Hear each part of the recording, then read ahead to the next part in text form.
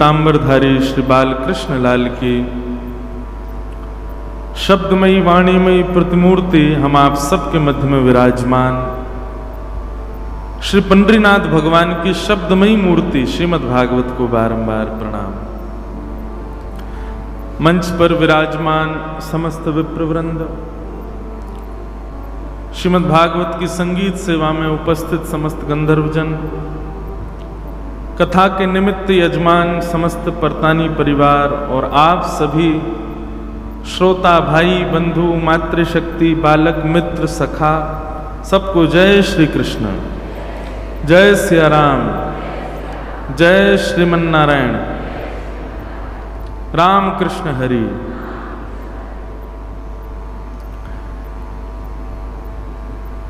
पंडरीनाथ भगवान की महती कृपा से हम आप सब लोग पंढरपुर भू वैकुंठ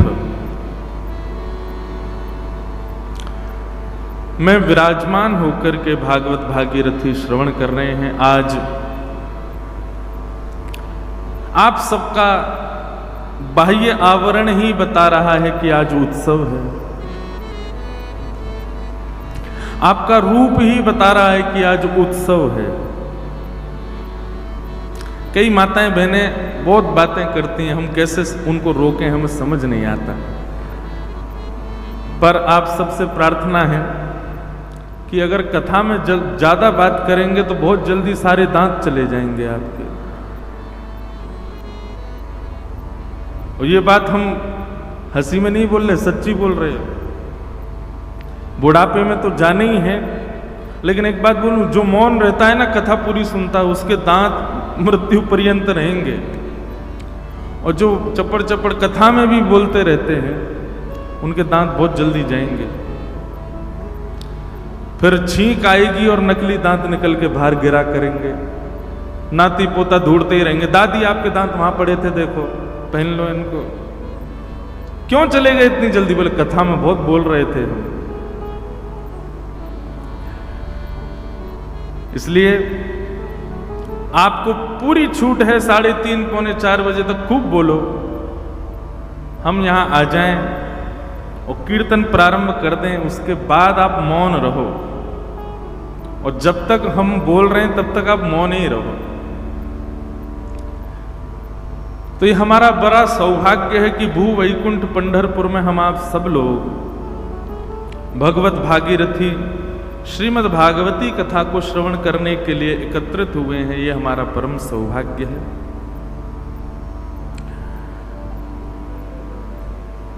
राम कृष्ण हरि। मैया जो अब लेट आ रही हैं वहीं बैठ जाओ, जहां जगह मिल जाए। हाँ,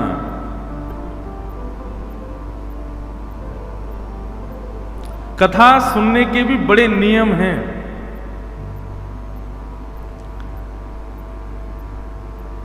कथा में जो पहले आए उसको ही सन्मुख आना चाहिए, जो विलंब से आए उसको फिर दूर ही बैठना चाहिए। और ये भी कोई शास्त्रीय बात है। नहीं, हम आपको सुना के नहीं करे, सबको बता रहे हैं, विराज जाओ, बेचारी मैया क्षमा मांग रहे हैं। हम सबको बता रहे हैं, हमारी क्या कहीं भी कथा में जाओ, 4 अवर और 4 प्रवर श्रोता होते हैं। प्रवर श्रोता उसको कहते हैं जो श्रेष्ठ श्रोता होते हैं। श्रेष्ठ श्रोता 4 प्रकार के होते हैं: सुक, हंस, मीन और चातक। ये 4 अवर श्रोता, प्रवर श्रोता, अच्छे श्रोता। प्रवर श्रोता का मतलब अच्छे श्रोता। तो अच्छे श्रोता 4 प्रकार के होते हैं। पहला होता है उनमें चातक। चातक पक्षी जो होता है उसका एक नियम होता है, वो जब बोलता है तो ऐसा लगता है प्यासा हूं, प्यासा हूं, प्यासा हूं, ऐसे ही बोलता है। उसको बोलो कि तू नदी का पानी पी ले, पोखर का पानी पी ले, तालाब का पानी पी ले, नहीं पीता। उसकी प्यास एक ही जल से बुझती है, कब? काले काले बादल आके जब गरज के बरसते हैं उसको पीता है, मुंह खोल, चौंच खोल के। तो प्रवर श्रोता कैसे होते हैं? उनको कहो मन शांत करना है, चलो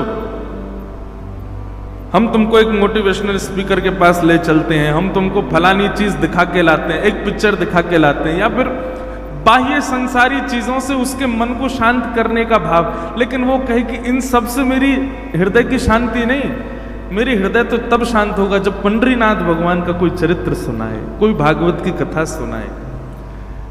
संसारी बातों से मेरे चित्त को सुख नहीं मिलने वाला है, मुझे तो हरि चर्चा सुनाओ, उसी से ही मुझे शांति मिलेगी।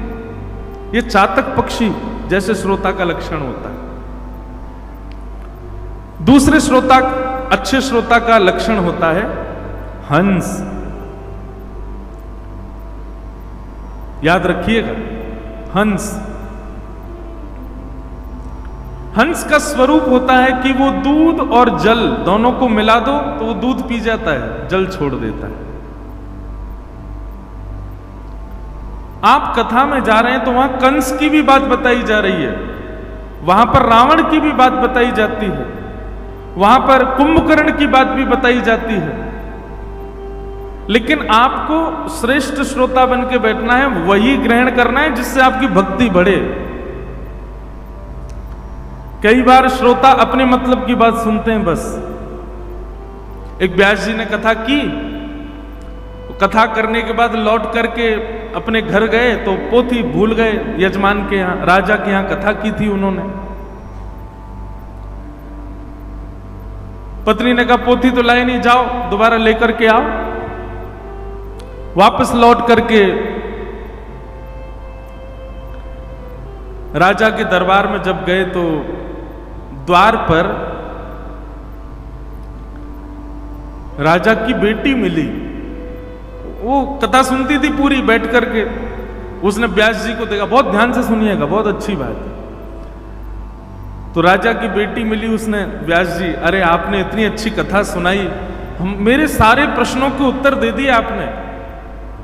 व्यास जी बोले, तुमने कथा में क्या सुना, तुमको क्या अच्छा लगा? तो वो राजा की बेटी बोली कि आपने कथा सुनाई थी कि सुभद्रा को अर्जुन अच्छा लगता था और उन दोनों ने भाग करके विवाह कर लिया। मुझे भी हमारा द्वारपाल बहुत अच्छा लगता है, मैं भी उससे भाग करके ब्याह करना चाहती हूं। दो तीन लोगों ने कहा कि ये तो गलत है। मैंने कहा व्यास जी ने कथा में सुनाया था, वो कथा में बताई सारी बातें अच्छी होती हैं, शास्त्रीय होती हैं, तो मैं तो उससे ब्याह करने वाली हूं। व्यास जी बोले, जिससे पहले कि लोग मुझे ढूंढ के मारे मैं भगूं यहां से, ये क्या सीखा तुमने? व्यास जी और थोड़े अंदर गए तो बेटा मिला राजा का, वो भी आगे बैठ के कथा सुनता था। उसने प्रणाम किया, बोले आपने इतनी अच्छी कथा सुनाई। व्यास जी को लगा बेटी ने तो कुछ भी सुन लिया, इसने कुछ अच्छा सुना होगा, तुमने क्या सुना कथा में? वो बोलता है, महाराज आपने कथा सुनाई थी कि कंस पूरी तरह तैयार हो चुका था, मथुरा का राजा बनने लायक हो गया था, लेकिन दुष्ट पिता उग्रसेन उसको बैठने ही नहीं दे रहा था। उसने अच्छा किया, उग्रसेन को पकड़ के जेल में डाल दिया और खुद जबरदस्ती बैठ गया। मैं भी ये योजना बना रहा हूं, अपने पिता को जेल में डालूंगा, खुद गद्दी पे बैठूंगा। आपने कथा में मेरा समाधान बता दिया। व्यास जी बोले, मेरी पोथी कहां है भैया, मैं भागूं यहां से। थोड़ा और आगे गए तो राजा की पत्नी मिली। तुमने क्या सीखा कथा से? उसने कहा, मेरे तो आपने जन्म जन्मांतर के सारे प्रश्नों के उत्तर दे दिए। व्यास जी को लगा इसको तो कुछ अच्छा मिला होगा। क्या सीखा? बोले, मैंने तो द्रौपदी को अपना गुरु बना लिया। द्रौपदी से क्या सीखा? बोले, उसके एक नहीं 5 पति थे। मेरा भी मन भर गया राजा से। अब मैंने भी 2-3 बढ़िया प्रेमी ढूंढ लिए नगर में, उनसे ब्याह करूंगी एक साथ। आपने कथा में सुनाया था। व्यास जी बोले, मैं जल्दी जाऊं, मेरी पोथी कहां है? भीतर पहुंचे तो राजा बैठा था, मुख्य यजमान। आइए आइए आइए व्यास जी आइए, आपने तो हमारी महाराज कितनी पीढ़ियों को तार दिया कथा सुना करके, ऐसी कथा सुनाई आपने। व्यास जी बोले, तुमने क्या सीखा? तुम कुछ अच्छा सीखे होंगे, बताओ।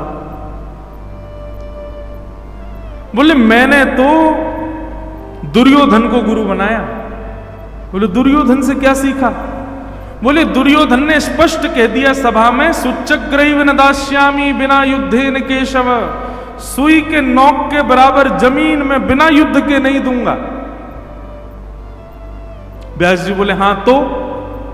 बोले मैंने दुर्योधन से यह सीखा कि सुई के नोक के बराबर जमीन, सुई के नोक के बराबर वस्तु अपनी किसी को भी बिना युद्ध के नहीं देनी चाहिए। व्यास जी मुझे पता है आप कथा सुनाने के बाद दक्षिणा मांगने आए हो, युद्ध करो दक्षिणा ले जाओ। व्यास जी बोले नहीं चाहिए दक्षिणा, मेरी पोथी दे दो बस। लोग अपने मतलब की बातें सुन लेते हैं कई बार कथा में। भगवान श्री कृष्ण ने 16,108 व्याग किए महाराज जी, एक दो हमारे भी हो जाएं, एक खुलेआम हो जाएगा, एक गोपनीय हो जाएगा। हम भी तो भगवान के अंश हैं।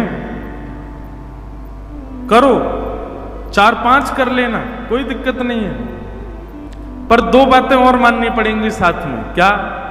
भगवान श्री कृष्ण 16,108 पत्नियों के साथ एक ही समय पर एक ही साथ अलग अलग रूप में रहते थे। आप भी रहो तो आपको मंजूर है।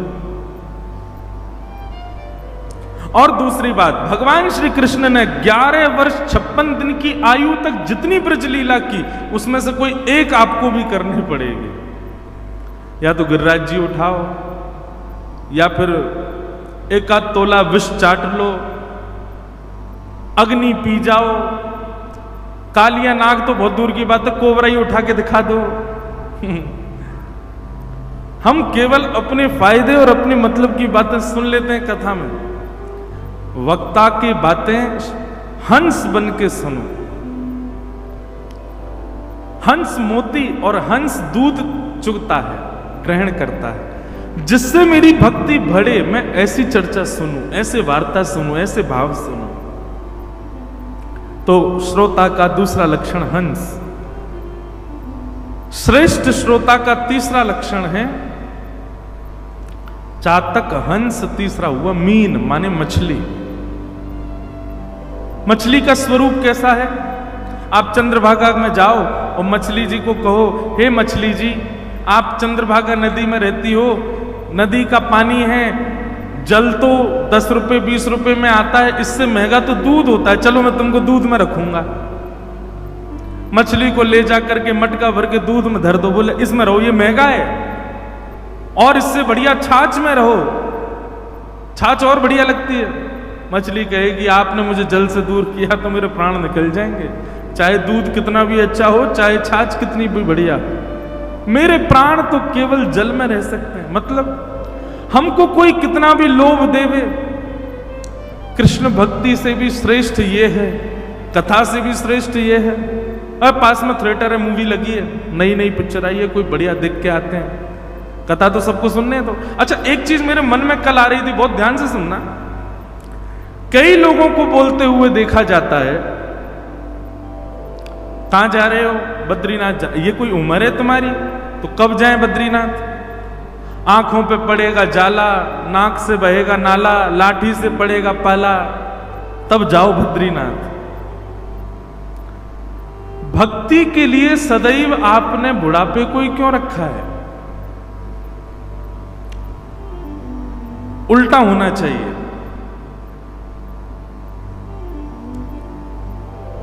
बाल्यकाल में भक्ति हो।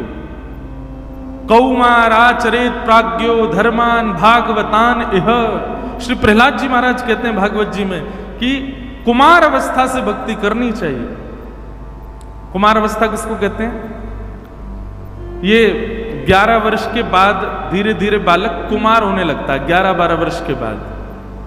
वैसे तो 14 वर्ष के बाद होता, पर अब जमाना बदल गया है। कुमार अवस्था से भक्ति होनी चाहिए। लोग बात कहते हैं कि कथा सुनने का समय क्या? बोले बुढ़ापा। बद्रीनाथ जाने का समय क्या? बुढ़ापा। वृंदावन जाने का समय क्या? बुढ़ापा। नाम जप कब करना है? बुढ़ापे में। उल्टा होना चाहिए। हरि भजन, हरि भक्ति, हरि नाम स्मरण युवावस्था में हो, कुमार अवस्था में हो, और विषय भोगों के लिए सोचो ये तो बुढ़ापे में करेंगे, बुढ़ापे के लिए छोड़ दो। श्रेष्ठ बात इतनी है कि इंद्रियां जब पूर्ण बलवान हो तब हरि भजन होना चाहिए, और इंद्रियां जब पूर्ण योग से किसी भी भक्ति, किसी भी भोग को भोगने में सक्षम हो तब हरि भजन करना चाहिए। ठाकुर जी को अच्छा लगता है कोई युवावस्था से ही भक्ति करे, भक्ति भाव में रहे। तो श्रोता का तीसरा लक्षण क्या है? मीन यानी कि मछली। उसको कथा के अलावा कुछ और, भारी भजन के अलावा, हरि भक्ति के अलावा कुछ और बताओ तो उसका मन ना लगे, नहीं मुझे तो यही रहना है, जैसे मछली पानी में रहती। और अंतिम है सुक यानी कि तोता। तोते का स्वभाव है वो रट लेता है सुनी हुई बातों को। ऐसी श्रोता सुनी हुई कथा के प्रसंगों को रट ले, याद कर ले, जीवन में उतार ले, और जब भी इस लोगों के बीच में बैठे तो उसको सुना दे। ये श्रोता के 4 प्रवर लक्षण।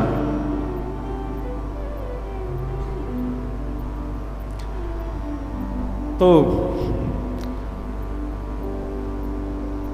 ऐसे श्रोता बनने का प्रयास करो, या तो सुक बनो, या हंस बनो, या मीन बनो, या चातक बनो।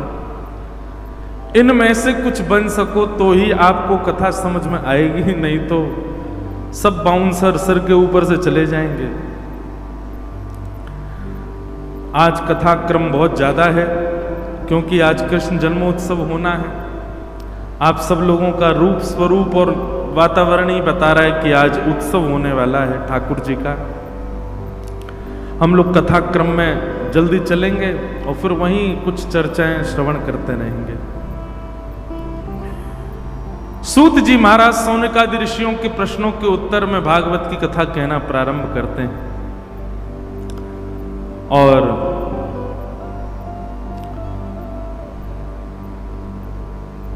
भाव बताते हुए वे बताते हैं कि ये भागवत की रचना कैसे हुई और क्यों हुई। बहुत ध्यान से सुनिएगा।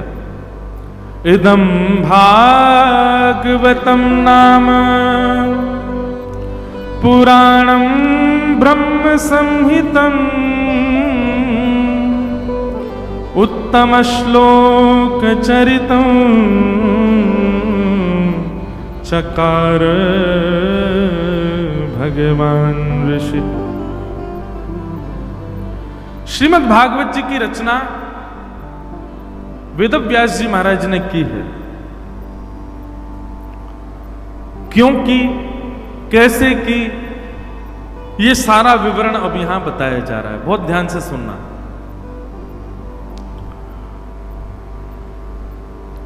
भागवत 4 शब्द होते हैं। भ से भक्ति, ग से ज्ञान, व से वैराग्य, त से त्याग। इन चारों में से कुछ तो आपके अंदर आना चाहिए 7 दिन की कथा में। पहला है भक्ति। आप कहोगे हम में तो भक्ति है महाराज जी। भक्ति होने का मतलब आप क्या समझते हो? मुझ में भक्ति है, इसको आप कैसे डिफाइन करोगे, कैसे बताओगे, कैसे स्वीकार करोगे कि मैं भक्त हूं या मुझ में भक्ति है? भक्ति का प्रमाण केवल और केवल इस भाव से होता है कि ठाकुर जी आपसे प्रसन्न है तो समझो कि आप भक्त हो। और ठाकुर जी की प्रसन्नता नहीं है तो लगे रहो, हजारों खड़े हैं लाइन में, लाखों कर रहे हैं भक्ति। ठाकुर जी की प्रसन्नता बताती है कि आप भक्त हो। और ठाकुर जी की प्रसन्नता किसमें है?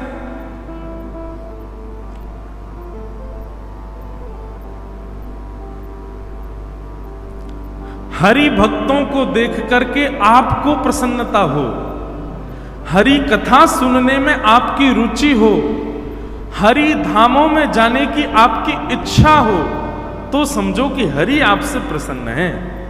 समझ में आई बात? हरि दासों को देख करके आपको प्रसन्नता। आप एयरपोर्ट पर हो, आप रेलवे स्टेशन पर हो, आप बस स्टैंड पर हो, कहीं भी हो, और तभी आपको कोई हरि भक्त दिखाई दे जाए, तो उस हरि भक्त को देख करके एक क्षण के लिए आप अपनी स्थिति भूल जाओ और प्रसन्नता में आनंदित हो जाओ। जैसे पंडरीनाथ भगवान के जैसे ही सामने आप पहुंचते हो, दोनों भुजाएं खड़ी हो जाती हैं, जय हो विठ्ठलनाथ की जय हो, पंडरीनाथ की जय हो। ठाकुर जी को देख करके जितनी प्रसन्नता होती है, उतनी प्रसन्नता हरि भक्त को देख करके होवे, तो ये पहला लक्षण है इस बात का कि आपसे ठाकुर जी प्रसन्न हैं। कभी करके देखिए, आप फ्लाइट में जाते हो, एयरपोर्ट पर हो, और तभी आपको कोई हरि भक्त दिख जाए। हरि भक्त की पहचान क्या है? माथे पर उर्दपुंड होगा, गले में कंठी माला होगी, स्वरूप रूप वैष्णवों का सा होगा, समझ जाओ कि हरि भक्त है। और उस हरि भक्त से भले ही कुछ मत करो, समीप जाके एक बार जय श्री कृष्ण, राधे राधे कुछ तो बोलो, बस इतना ही करो, लेकिन प्रसन्न भाव में। आपको सुख मिलना चाहिए उसको देख करके। दूसरी बात, हरि कथा में रुचि होना, कथा के प्रति सजग होना, रुचि होना, यह भगवत प्रसन्नता का प्रतीक है। और तीसरा, जब भी भ्रमण का मन करे तो हरि जहां विराज रहे ऐसे स्थानों में जाने की रुचि होना, भाव मन में होना, यह भी हरि प्रसन्नता का प्रतीक है। ये तीन घटनाएं आपके साथ घटती हैं, ये तीन सिचुएशंस अगर आती हैं तो समझो हरि आपसे प्रसन्न है। हरिदासों को देख करके प्रसन्नता नहीं है, कथा में ज्यादा रुचि नहीं है, और तीर्थों में जाने की ज्यादा इच्छा नहीं है, तो आप केवल और केवल पूजा कर रहे हो, श्रद्धा कर रहे हो, सुमन अर्पित कर रहे हो, ठाकुर जी उससे प्रसन्न नहीं है। हरि प्रसन्नता की ये तीन लक्षण।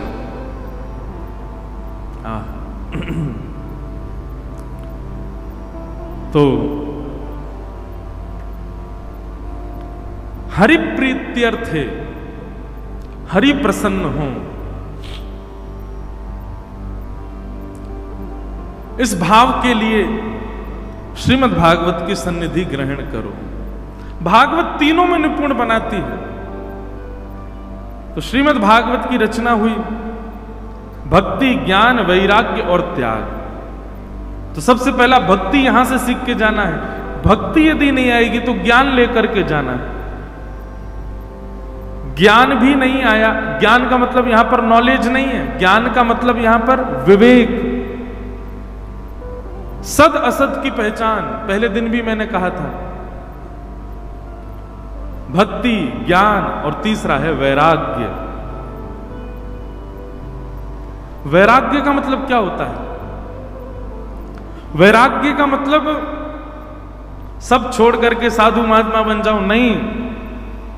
वैराग्य का मतलब है कितनी भी भोग्य वस्तु सामने आ जाए लेकिन फिर भी आप अपने आप पर वशीकृत करके बैठे हो।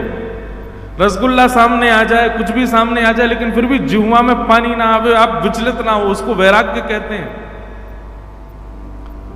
मतलब वस्तु सामने है लेकिन आपकी इंद्रियां आपके वश में है, इसको वैराग्य कहते हैं। अब लोग अभी कल ही है एकादशी, परसों, हाँ 16 को एकादशी वाले दिन देखो, जिन लोगों की एकादशी होती है और जिनकी नहीं होती है, उन दोनों में बड़ा प्रेम भाव चलता है उस दिन। एकादशी वाले कहते हैं, भाई सुन, तो ये रोटी सब्जी मेरे सामने मत खा, उधर जाके खा कोने में, मुझे दिखाई मत दे। क्यों? तू दिखेगा तो मेरा मन करेगा। ये कोई एकादशी है? एक बात नोट डाउन कर लीजिएगा, व्रत करने पर, जप करने पर, कथा श्रवण करने पर और तीर्थ जाने पर यदि एक भाव की प्राप्ति नहीं होती है तो समझ जाइएगा आपका ये चारों करना व्यर्थ है। क्या क्या करने? व्रत करने पर, जप करने पर, नाम जप करने पर, तीर्थ में जाने पर और कथा श्रवण करने पर यदि आपको एक भाव की प्राप्ति, कौन सा भाव? प्रसन्नता। अगर प्रसन्नता नहीं है तो ये चारों काम मत किया कीजिए।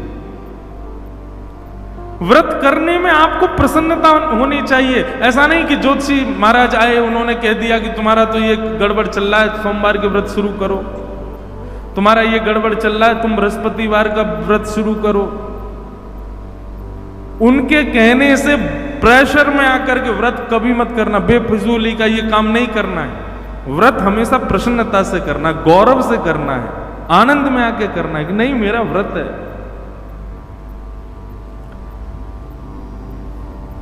व्रत प्रसन्नता। दूसरा जप। आप नाम जप करते हो लेकिन केवल और केवल पूर्ति करनी, कब पूरी होगी? पूरा करना है मुझको, तो गुरुदेव ने कहा है इतनी माला करनी है, पूरी हो, जल्दी हो, बस एक और रह गई, हाँ बस इतनी और रह गई, बस ये हो गई। ऐसे जप का 1% भी कोई फल नहीं मिलता। अच्छा, जो ऐसे जप करते हैं ना कि बस ये पूरी हो जाए, ठाकुर जी भी बड़े आनंद करते, उनकी माला ही गिरवा देते हैं, ले बेटा दोबारा से कर, शुरू कर। व्रत में प्रसन्नता होनी चाहिए, जप में प्रसन्नता होनी चाहिए, कथा श्रवण में प्रसन्नता होनी चाहिए।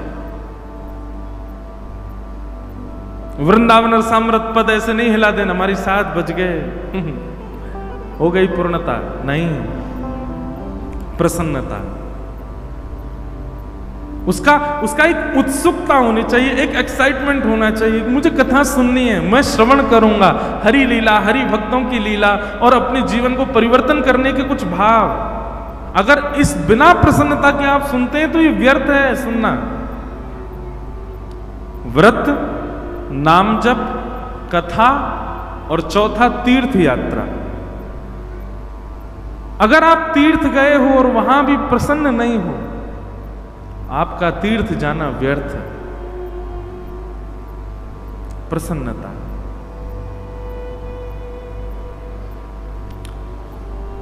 हम तो इतना आनंद ले रहे हैं, पंढरपुर आए, आप लोग भी ले ही रहे हो। आज मैं कीर्तन में भी आया था, यहां तो रोज ही पूरे दिन ही व्यस्त हैं, 1 मिनट के लिए भी किसी को खाली नहीं रहने दे रहे हमारे परतानी जी। बहुत अच्छी बात है। अब पूरे दिन करते ही क्या है, फिर घर में जाके पड़े ही रहेंगे सब। यहां अच्छा है, बैक टू बैक बिल्कुल ऐसा जोड़ के रखा है पूरा दिन की कोई कुछ कर ही नहीं पाए।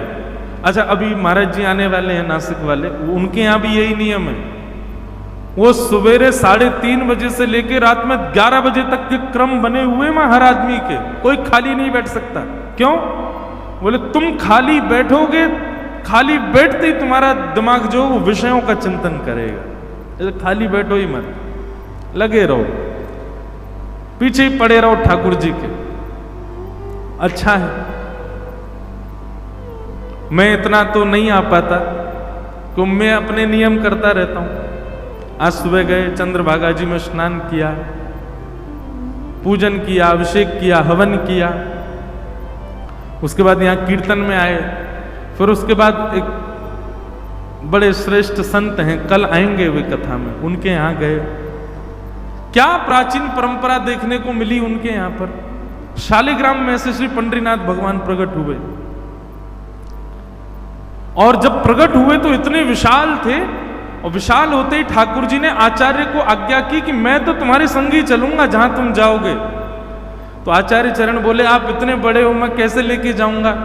तो भक्त को दिक्कत नहीं हो मुझको लाने ले जाने में, इसलिए ठाकुर जी छोटे से हो गए, उनके दर्शन करके आया। वो छोटे से पंडरीनाथ हैं, इतने से, मुझे स्थान का नाम याद नहीं है, बहुत सुंदर स्थान, कल आएंगे महाराज जी। उनके यहां एकनाथ जी महाराज के वंशज जो इस वक्त हैं, उनके भी दर्शन हुए। कैसे अद्भुत अद्भुत महान विभूतियां पंढरपुर में। तो व्रत, कथा, नाम जप और तीर्थ यात्रा, इनमें यदि आपके अंदर प्रसन्नता नहीं है, मत कीजिएगा। देखिए, अगर एकादशी व्रत से आपको सुख नहीं मिल रहा है, आप प्रसन्नता से नहीं कर रहे हो, उसका फिर वो कर दीजिए, क्या बोलते हैं उसको, उसका क्या बोलते हैं, हाँ, उद्यापन कर दो। जैसे आराम नहीं हो रही प्रसन्नता तो क्यों करना है। तो भागवत भक्ति, दूसरा ज्ञान, तीसरा वैराग्य। वैराग्य का मतलब है विषयों का त्याग। वैराग्य का मतलब संसार का त्याग नहीं होता, विषयों का त्याग। और अंतिम है यानी कि त्याग। त्याग किसका? हरि विमुखों का त्याग। भागवत, वेद व्यास जी महाराज ने भागवत की रचना की। भागवत जी से पूर्व 4 वेदों को लिख चुके थे, 18 उपपुराण लिख चुके थे, 17 महापुराण लिख चुके थे, लेकिन वेद व्यास जी के मन को शांति नहीं मिल रही थी। तब श्री नारद जी महाराज का आगमन हुआ और नारद जी ने आकर के कहा, व्यास जी आप इतने चिंतित क्यों? इतना कुछ तो लिखा आपने, फिर भी चिंतित हो। बोले इतना कुछ लिखा है मैंने, पर इन लेखनी से मेरे चित्त को प्रसन्नता नहीं है, ऐसा लगता है कुछ रह गया है क्या। तब नारद जी महाराज बोले, मैं बताऊं क्या रह गया है? बोले बताओ। बहुत अच्छी बात है, भागवत जी की रचना इस वाक्य से हुई है, हे व्यास जी आप इतना कुछ लिख चुके हो, लेकिन आपने एक भाव को छोड़ दिया है, इस वजह से आपका मन अशांत है। नारद जी कहते हैं, भवतानुदित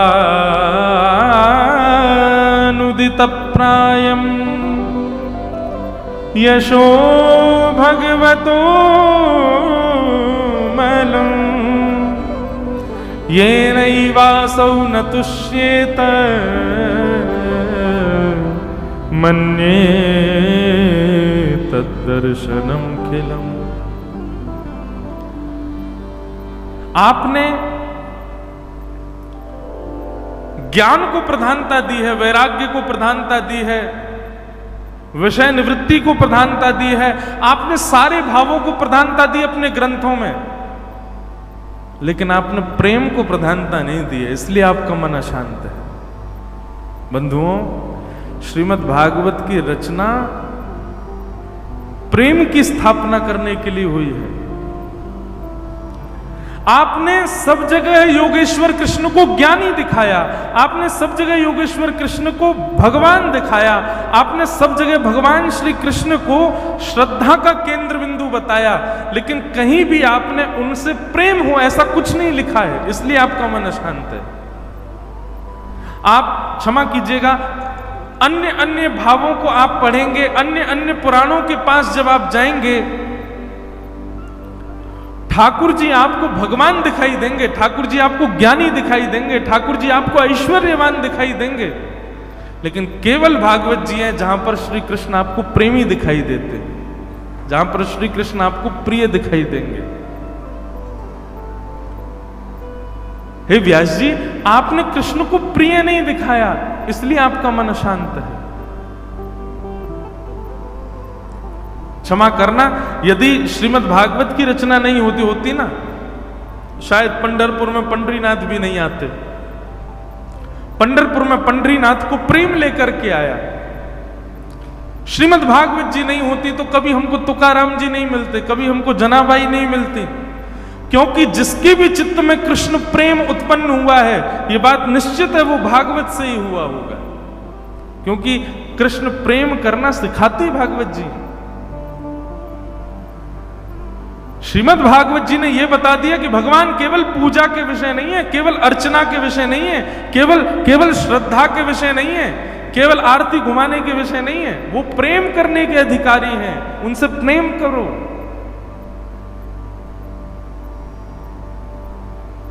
वो प्रेमी है।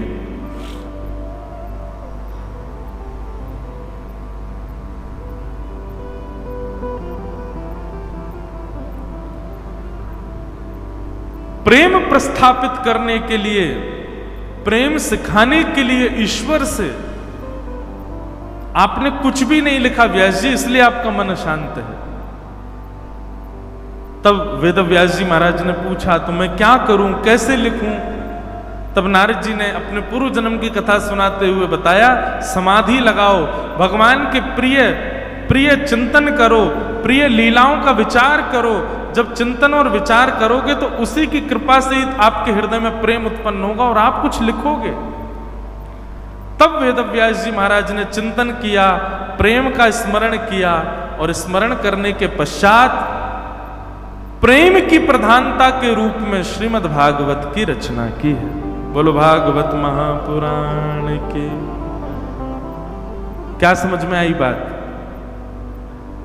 श्रीमद् भागवत की रचना ठाकुर जी की भक्ति करने के लिए नहीं कही है, भक्ति सिखाने के लिए नहीं, ज्ञान सिखाने के लिए नहीं है। सब कुछ, भक्ति भी है, ज्ञान भी है, वैराग्य भी है, सब कुछ है, पर मूल रूप से भक्ति के साथ भी प्रेम हो, ज्ञान के साथ भी प्रेम हो, त्याग के साथ भी प्रेम हो, वैराग्य के साथ भी प्रेम हो ठाकुर जी के प्रति।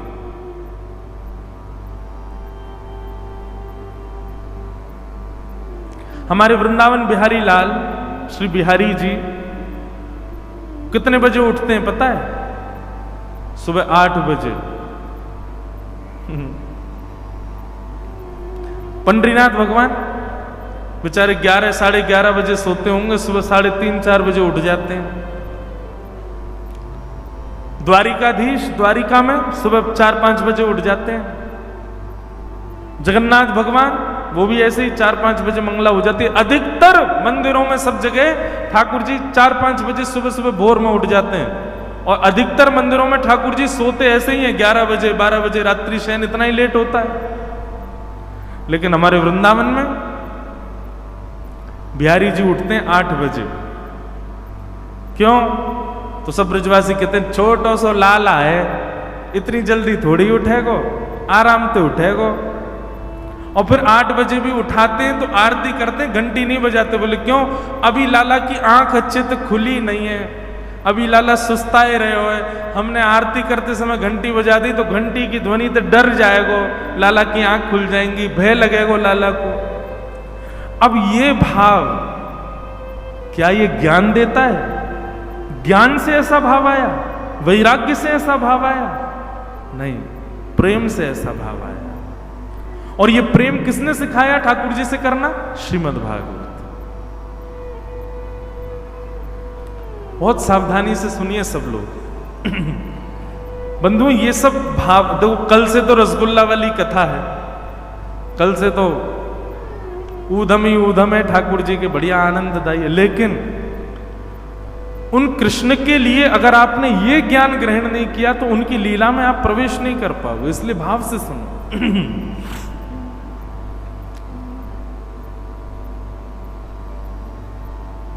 ठाकुर जी के प्रति ये प्रेम भाव करना किसने सिखाया? भागवत जी ने सिखाया। भागवत जी की रचना किस विचारधारा से की गई है कि जीवात्मा ठाकुर जी से प्रेम करे।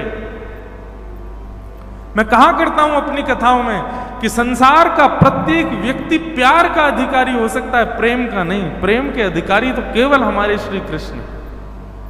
प्रेम आप केवल उनसे कर सकते हो और किसी से नहीं, क्योंकि प्रेम संसार के लोग एक्सेप्ट कर ही नहीं पाएंगे, स्वीकार कर ही नहीं पाएंगे।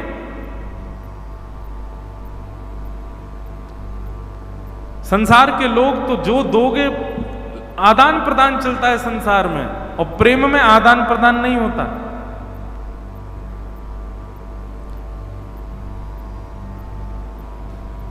प्रेम के अधिकारी केवल श्री कृष्ण है और कोई नहीं।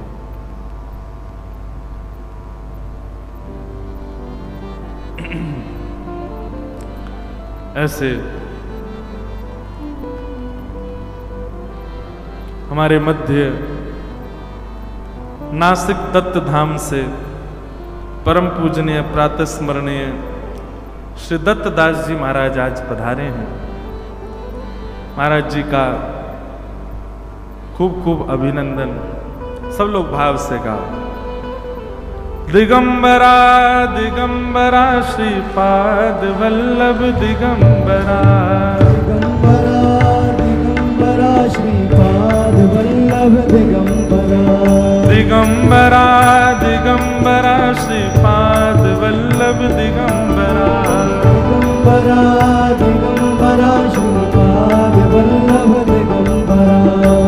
दिगंबरा दिगंबरा श्रीपाद वल्लभ दिगंबरा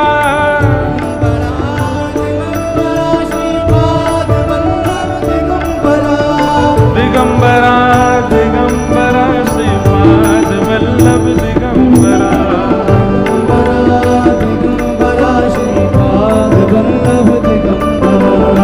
दिगंबरा दिगंबरा श्रीपाद वल्लभ दिगंबरा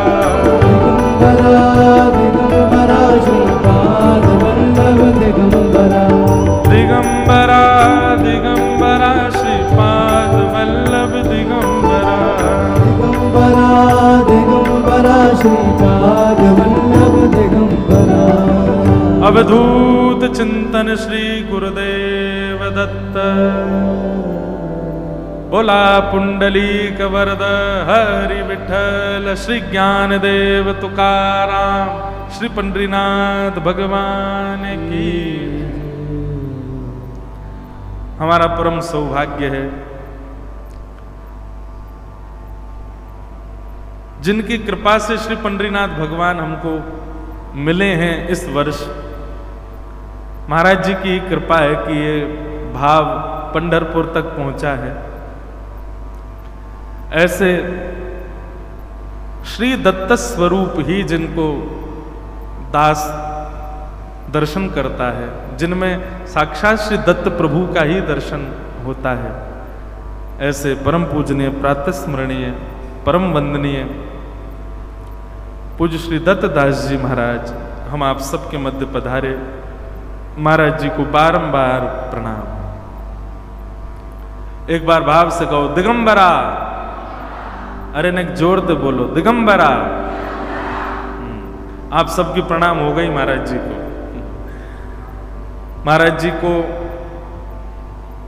हम किस भाव से धन्यवाद ज्ञापन करें, ये तो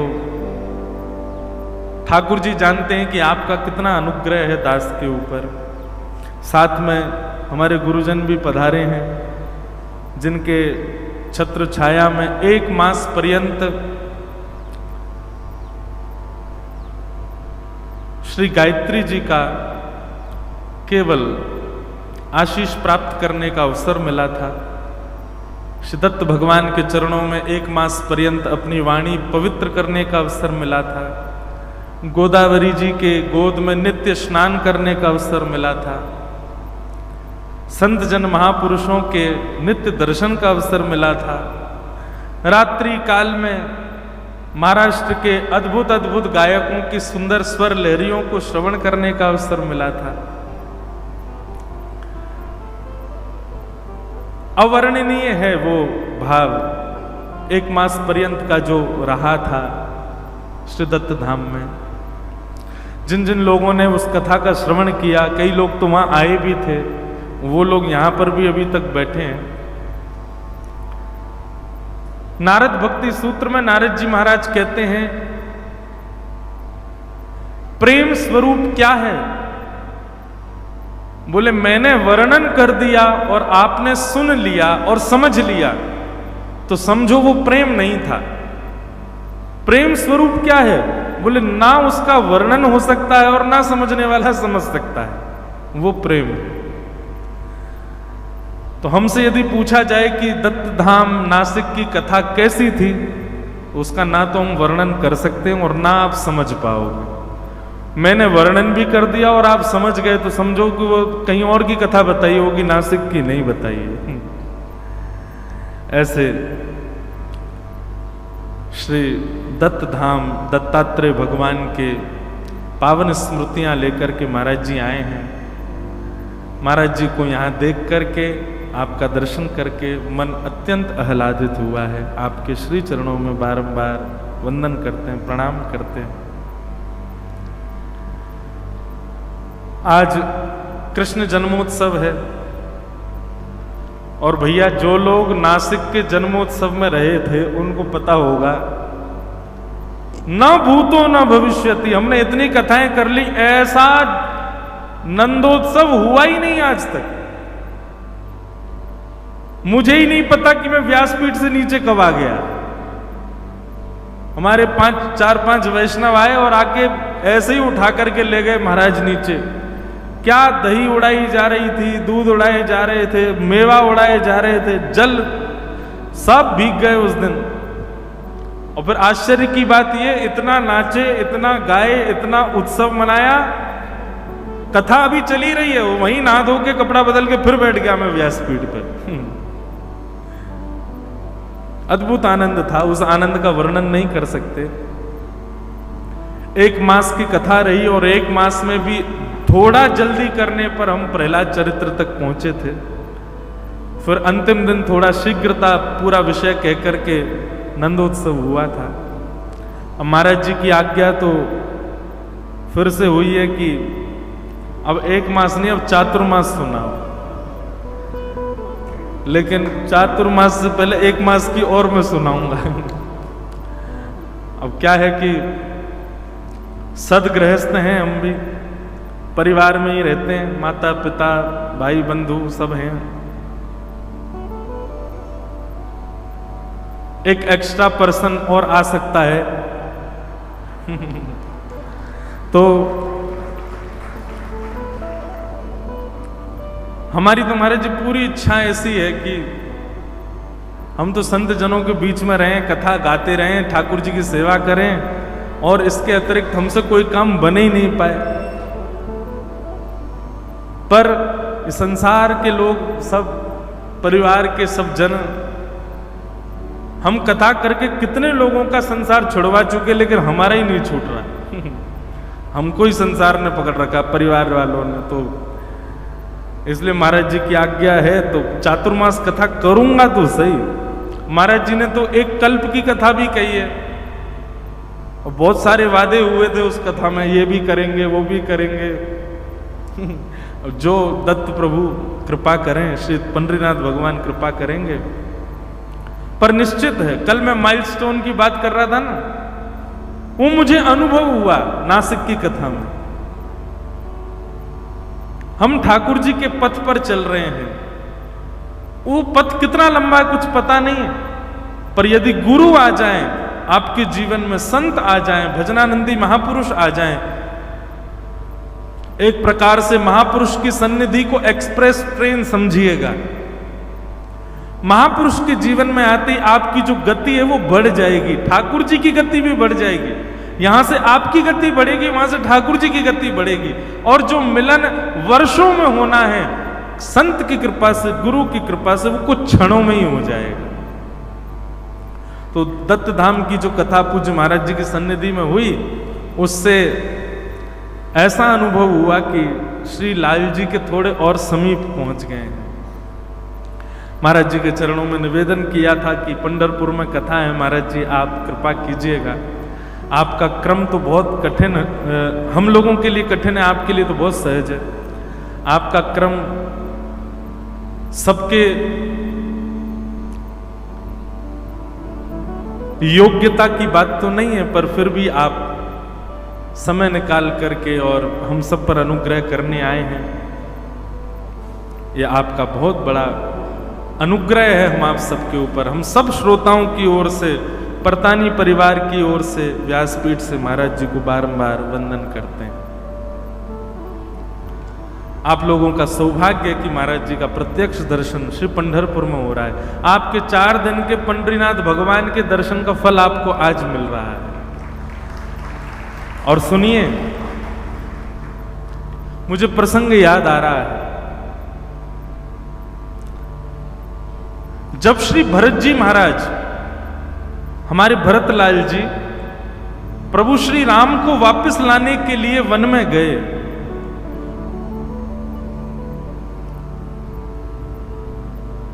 तो जैसे ही प्रयागराज पहुंचे ना, तो प्रयागराज में भरद्वाज ऋषि उनको मिले।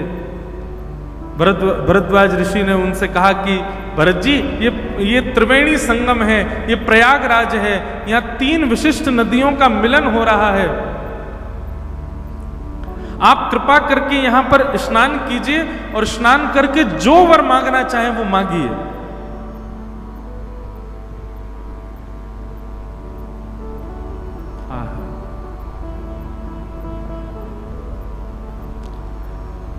श्री भरत जी महाराज तुरंत कूद पड़े प्रयाग में और प्रयागराज त्रिवेणी में स्नान करके एक ही वरदान मांगते हैं, जन्म जन्म रति राम पद यह वरदान न आन।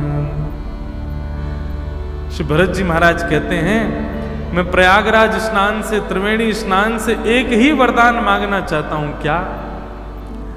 कि जन्म जन्म में श्री राम जी का दास ही रहूं, प्रभु श्री राम की दासत्व से मुझे कभी विलग ना होना पड़े। वे चाहे कैसा भी रूप धारण करके आए, कैसे भी रूप में आए, हर बार उनका दास मैं ही बन करके आऊं। बस ये वरदान मुझको त्रिवेणी संगम प्रयागराज प्रदान करे। तब भरद्वाज ऋषि वहां पर एक वाक्य कहते हैं, वे कहते हैं, बहुत ध्यान से सुनिएगा, कि जीवन भर के भजन का फल मुझको मिला कि मुझको राम जी के दर्शन हुए, और राम जी के दर्शन का फल मुझे मिला कि आज मुझे भरत के दर्शन हुए। कितनी बड़ी बात है।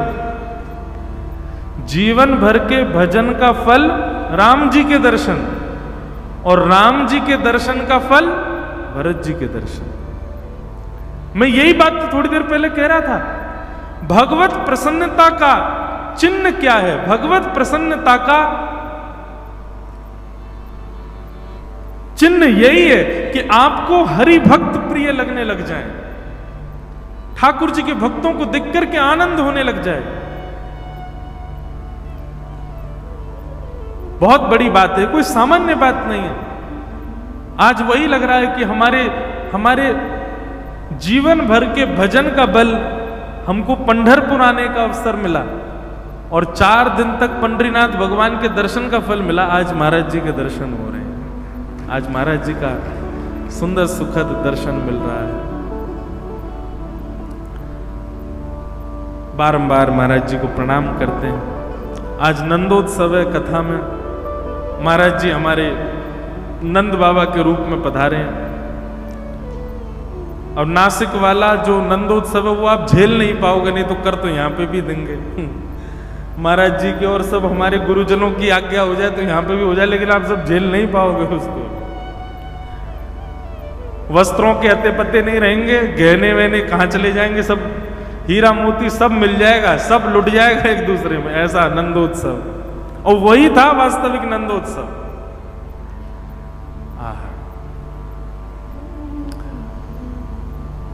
तो आइए क्रम में चलें। आज बहुत लंबा क्रम है, अब कैसे पूर्ण हो भगवान जाने। भागवत जी की रचना किस भाव से हुई? सुनने वाले के चित्त में प्रेम प्रकट हो ठाकुर जी के लिए। श्रद्धा प्रकट अन्य ग्रंथों से भी हो जाएगी, भक्ति प्रकट अन्य भावों से भी हो जाएगी, ज्ञान प्रकट अन्य साधनों से भी हो जाएगा, लेकिन प्रेम ठाकुर जी से प्रकट केवल और केवल भागवत जी की सन्निधि से ही हो सकता है। ठाकुर जी से प्रेम अन्य साधन से संभव नहीं है। तो ऐसे प्रेम को प्रकट कराने वाली भागवत जी की रचना श्री वेद व्यास जी महाराज ने की, और व्यास जी ने भागवत की रचना करके अपने पुत्र श्री सुखदेव जी को यह भाव प्रदान किया। सुखदेव जी ने यही भागवत की कथा परीक्षित जी को सुनाई। सौनकादि ऋषियों ने प्रश्न किया, बोले महाराज जी परीक्षित कौन है, और इनको 7 दिन में मरने का श्राप क्यों लगा, कृपा कर इनके बारे में हमें बताओ। तब यहां छोटी सी महाभारत की कथा सुनाई गई। आज कई कथाओं को हम स्पर्श मात्र करेंगे, पर उसका रूप आप लोग भली भांति स्पर्श के रूप से ही समझ लीजिएगा। महाभारत का युद्ध अंत हो चुका था। अश्वत्थामा ने द्रौपदी के 5 पुत्रों को सोते हुए मार दिया, 5 पांडव समझ करके, जिसके कारण अश्वत्थामा को बंदी बनाया गया। अर्जुन ने वध करने का प्रयास किया, परंतु द्रौपदी ने मना कर दिया। और द्रौपदी के मना करने का कारण क्या था? अश्वत्थामा को क्यों नहीं मारो? बोले गुरुपुत्र है, गुरुपुत्र गुरु के समान होता है, उसको नहीं मारना चाहिए। दूसरी बात, हम क्षत्रिय हैं, ये ब्राह्मण हैं। इसको मत मारो। और तीसरी बात, इसको मारने से मेरे बालक जीवित नहीं होंगे, इसलिए इसको मत मारो। इन भावों को सुन करके ठाकुर जी अति प्रसन्न हो गए। हमारे लाल जी कितने दयालु हैं, ठाकुर जी कितने कृपालु हैं। द्रौपदी अपने 5 पुत्रों की हत्यारे को जीवित छुड़वाने के लिए आज्ञा करती है और ठाकुर जी इसी भाव पर ही रीझ जाते हैं, इसी बात पर ही रीझ गए। और रीझ करके द्रौपदी को अपना नाम प्रदान कर दिया, मेरा नाम कृष्ण, द्रौपदी का नाम कृष्णा। निरीक्ष्य कृष्णापकृतं गुरुसुतं वाम स्वभावा कृपयाननाम च। कृष्णा, ये द्रौपदी का नाम। हम तो कहते हैं, समझाते हैं लोगों को कि भाई हरे कृष्ण कृष्ण कृष्ण हरे हरे। महामंत्र बोलो तो हरे कृष्ण बोलो, हरे कृष्णा मत बोलो। गौड़िया वैष्णव संप्रदाय के आचार्य अधिकतर बंगाल के हुए, और बंगाल में जब भी कोई शब्द बोलेंगे तो उसके पीछे थोड़ा आकार लगता है, इसलिए कभी कभी ऐसा अनुभव होता है कि वहां आ बोला जा रहा हो, लेकिन मूल ठाकुर जी का नाम कृष्ण है, कृष्णा नहीं।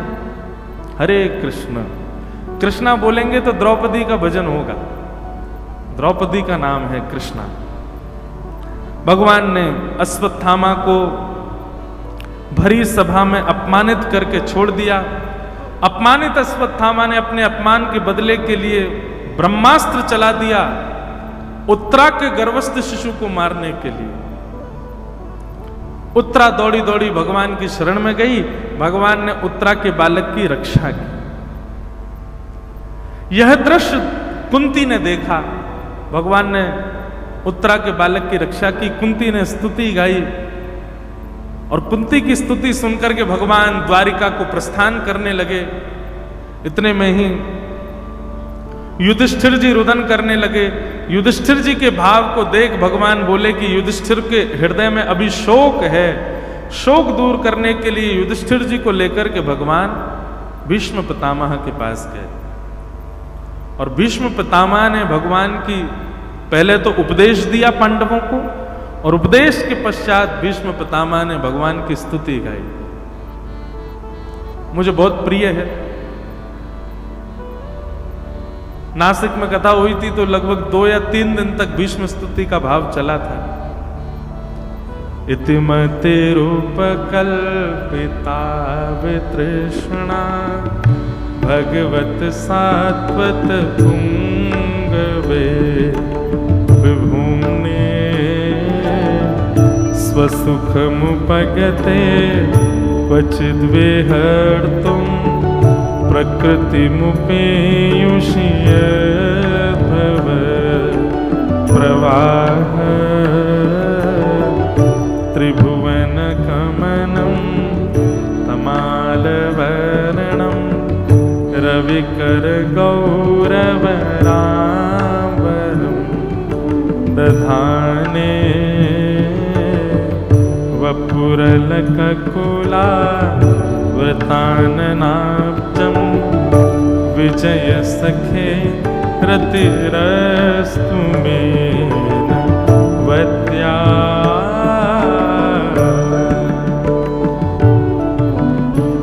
भीष्म पितामह, बहुत ध्यान से सुनिए सब लोग, इधर देखो। भीष्म पितामह क्या कह रहे हैं? पहले तो अच्छा, भीष्म पितामह की पहले सिचुएशन देखो। बाणों की सैया पर लेटे हैं, रोम रोम में बाण लगाए भीष्म पितामह को। पीड़ा विचार नहीं कर सकते आप पितामह भीष्म की, अत्यंत पीड़ा में है। और उस पीड़ा के स्वरूप में भीष्म पितामह भगवान की स्तुति गा रहे हैं।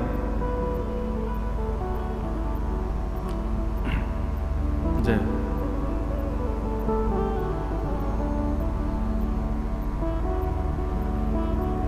विराज।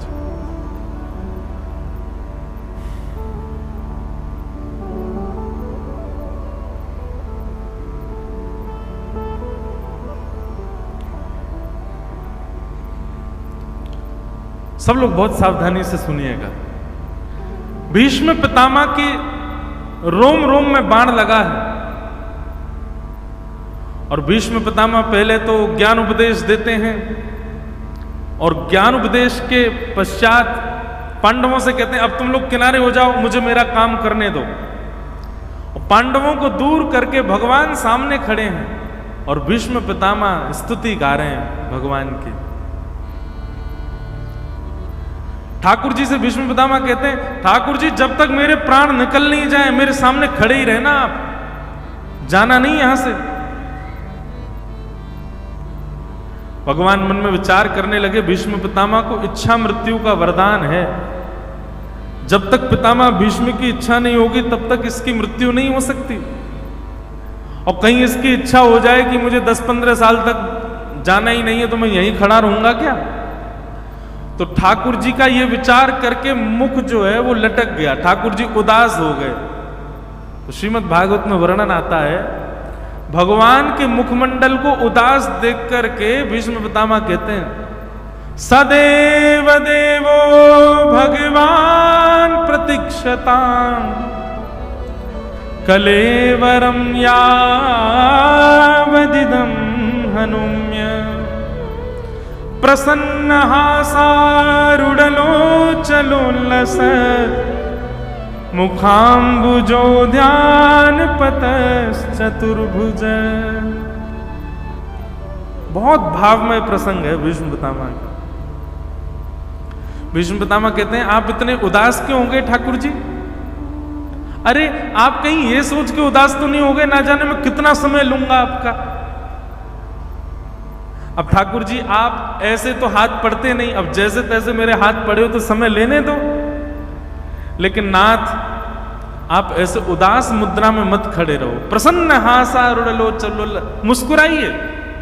आपके दोनों गाल गुलाब जामुन जैसे दिखने चाहिए मुझको, आपकी सुंदर दंतावली का दर्शन होना चाहिए मुझे। चतुर्भुज रूप में ठाकुर जी खड़े हो जाइए और प्रसन्न मुद्रा में मेरे सामने खड़े रहो। मैं आपको देखते देखते अपने प्राण त्यागना चाहता हूं।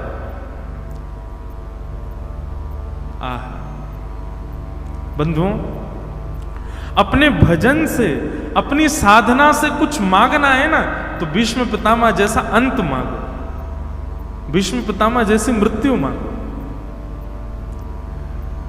हम हर चीज में अपना एक आइडल रखते हैं, पैसा किसके जैसा कमाना, उसके जैसा पैसा कमाना। बच्चे कैसे बनाने, बोले उसके बच्चों से अच्छे बच्चे बनाने। पत्नी कैसी चाहिए, बोले ऐसी पत्नी चाहिए। कौन से कॉलेज में पढ़ना, उस कॉलेज में पढ़ना है। कौन से स्कूल में जाना, सब चीज सोच के रखी है हमने पहले से। लेकिन अकाट्य सत्य हमारे जीवन का है मृत्यु। उस मृत्यु का आइडल यदि बनाना तो भीष्म पितामह को बना। पंडरीनाथ भगवान से जाते जाते एक बात कह जाइएगा, नाथ कितना बड़ा सौभाग्य मिलता है अंदर जाकर के स्पर्श करने का। स्पर्श करते करते ठाकुर जी से कह देना, नाथ जीवित अवस्था में जैसे चरण छुआ रहे हो ना, ऐसे जब मेरे प्राण निकल रहे हो, इस दुनिया को अलविदा कह करके जा रहा हूं, अपने जीवन के शुभ कर्म, अपने जीवन के असद कर्मों को समाप्त करके, अपने वंश को छोड़ करके, अपने परिवार कुल खानदान सबका त्याग करके जब इस संसार से जाऊं ना नाथ, बस उस अंतिम क्षण में ये सौभाग्य प्रदान कर देना जो आज दे रहे हो। आपके चरण छूने का अवसर मिल जाए। पीतांबरी कसी हो, मुखड़े पे एक हंसी हो, छवि मन में ये बसी हो, जब प्राण तन से निकले। श्री गंगा जी का तट हो, यमुना का वंशीवट हो, मेरा सांवरा निकट हो, जब प्राण तन से निकले। हे नाथ, वेंटिलेटर पर नहीं जाने चाहिए हमारे प्राण, हॉस्पिटल में नहीं जाने चाहिए, कोई भयंकर बीमारी में ग्रसित होकर के नहीं चले जाए नाथ। ठाकुर जी से और कुछ मांगो ही मत। आप जीवन में क्या चाहिए ये मत मांगो, अंत कैसा चाहिए ये मांगो। जीवन में आपको जो कुछ चाहिए करो, परिश्रम, मिल जाएगा सब कुछ। जो चाहते हो, कैसी गाड़ी चाहिए करो, मेहनत मिलेगी। कैसा घर चाहिए करो, मेहनत बनेगा। कैसे बच्चों का निर्माण करना है करो, दो संस्कार, हो जाएगा सब कुछ। जीवन में आप जो कुछ भी पंडरीनाथ से मांग रहे हो वो सब आपके हाथ में है। आपकी मृत्यु आपके हाथ में नहीं है, वो ठाकुर जी से मांगो। आप लोग सावधानी से सुनते नहीं है, लेकिन बहुत बड़ी बात हम कह रहे हैं, सुनिए। और सुनो, अगल बगल वाला कोई सोता दिखे ना तो कथा में कोनी मारने से पाप नहीं पुण्य लगेगा। उसको उठा दिया करो, नोच दिया करो थोड़ा, यहां सो रहा है। दो चार माताएं ऐसी हैं कि उनका मुंह तो इतना खुल जाता है सोते समय कि 2 रसगुल्ला धर दो। मेरे पास व्यवस्था नहीं तो मैं ऊपर से यूं ही फेंकूं।